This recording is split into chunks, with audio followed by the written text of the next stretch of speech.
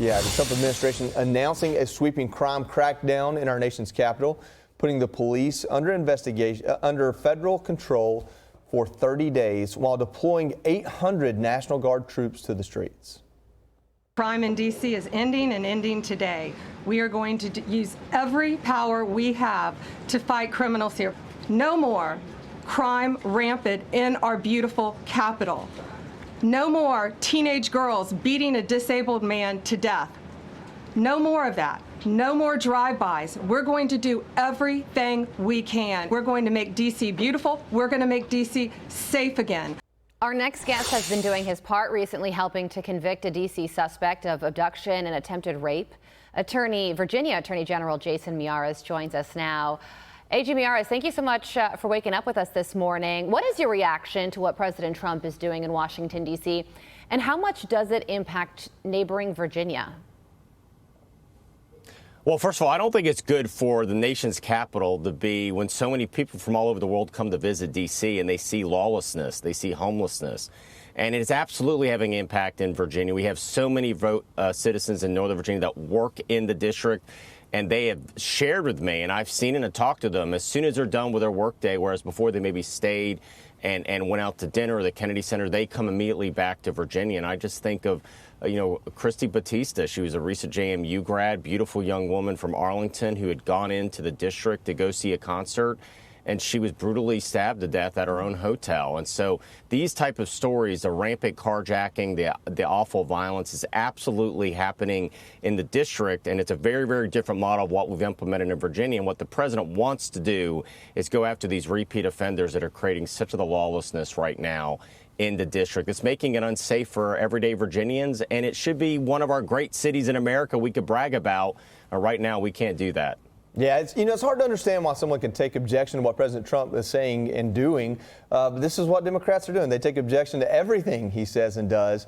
Let's take a look at some of the things that were posted yesterday. Hillary Clinton wrote, "As you listen to an unhinged Trump try to justify deploying the National Guard in D.C., here's reality." And then attached a DOJ press release from before Trump took office saying violent crime in D.C.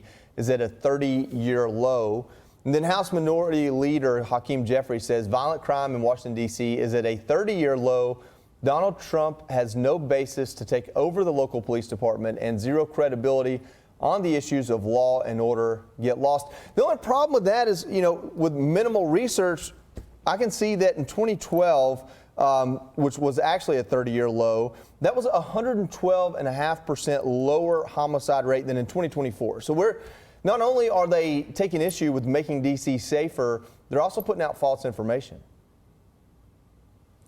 Well, it's not just that. You had a D.C. police commander fired earlier this year that was fired for manipulating data to make it look lower than it was. Here's the reality and the facts. Washington, D.C. has the fourth highest homicide rate in the country. Their homicide rate's actually 6 times higher than New York City. And so when you look at what Washington, D.C. is, and you look at where Virginia is, it is night and day. And in Virginia, we had a very different approach. Governor Youngkin and I launched Operation Ceasefire in our 13 most violent cities. We went after these repeat violent offenders. We investigated them, indicted them, and prosecuted them, because roughly 5% of felons commit over 50% of violent felonies, according to the Manhattan Institute. So what does that mean? You go after that small subset of repeat violent offenders. And in Virginia, in our ceasefire cities, after we took seriously crime and we went after the repeat violent offender, 66% drop in the murder rate in our targeted ceasefire cities in Virginia. That's the Virginia model that works versus the failed model in D.C. And President Trump wants to go after those repeat violent offenders. Yeah, something else that President Trump wants to go after, and a U.S. Attorney for D.C., Jeanine Pirro, has been talking about it a lot, is calling to allow teenagers as young as 14 years old to be prosecuted as adults and face lengthy prison sentences. How challenging will that be to change and implement? Oftentimes you hear about kids as young as 13, 14 committing murders, getting a slap on the wrist, 1 year in juvenile detention, back out on the streets and doing it again.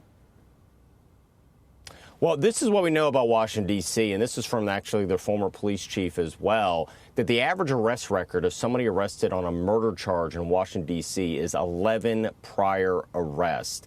And yes, you have a problem in the juvenile system right now of so many in D.C. that go through, they commit an absolutely heinous act, they're given a slap on the wrist, and they're right back absolutely on the street committing carjacking and other violent crimes. And so you absolutely have to have a component of this that is a reforming of the system. But think about that. 11 prior arrests on average when you're picked up on a murder charge in D.C. Well, that tells me is you have too many of those individuals that are being a catch and release program.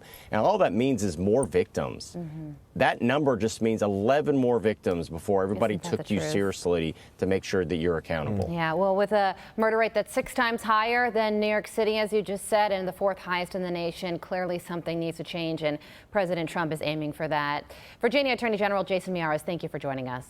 I'm Steve Doocy. I'm Brian Kilmeade. And I'm Ainsley Earhart. And click here to subscribe to the Fox News YouTube page to catch our hottest interviews and most compelling analysis.